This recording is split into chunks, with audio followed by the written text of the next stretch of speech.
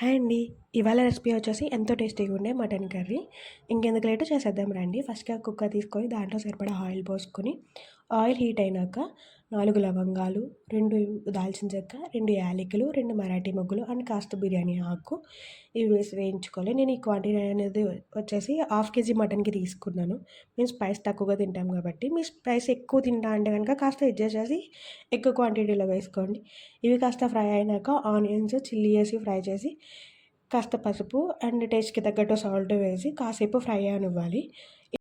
ఇందులోకే ఒక 2 table spoons అల్లం వెల్లుల్లి పేస్ట్ వేసి పచ్చివాసన పోయే వరకు వేయించాలండి. ఆ తర్వాత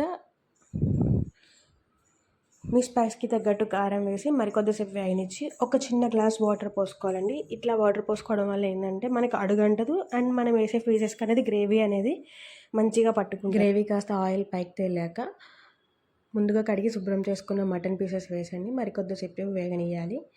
కాసేపు వేగనిచ్చాక దీంట్లో 2 టేబుల్ స్పూన్స్ గరం మసాలా, ఇది హోమ్ మేడ్ అండి, నేను ఇంట్లోనే చేసుకున్నాను. ఇది వేసి కాసేపు వేగనిచ్చాక మీ గ్రేవీ కన్సిస్టెన్సీకి తగ్గట్టు వాటర్ వేసుకొని లిడ్ క్లోజ్ చేస్తే సరిపోద్దండి. నేను ఆల్రెడీ ఫస్ట్ ఒక టీ గ్లాస్ వేసాను కాబట్టి ఇంకొక 2 టీ గ్లాసెస్ ఆఫ్ వాటర్ వేసుకుని కుక్కర్ విజిల్స్ అయితే పెట్టేసుకున్నాను. నేను సిమ్లో పెట్టి 4 విజిల్స్ వేయించుకున్నానండి. 4 విజిల్స్‌కి నాకు పీసెస్ అయితే చాలా సాఫ్ట్‌గా కుక్ అయినాయండి.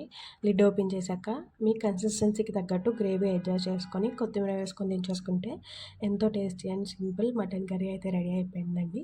తక్కువ స్పైసెస్‌తో చేసాం కాబట్టి చిన్న పిల్లలు కూడా ఈజీగా తింటారు. వీడియో నచ్చితే లైక్ చేయండి. Thank you.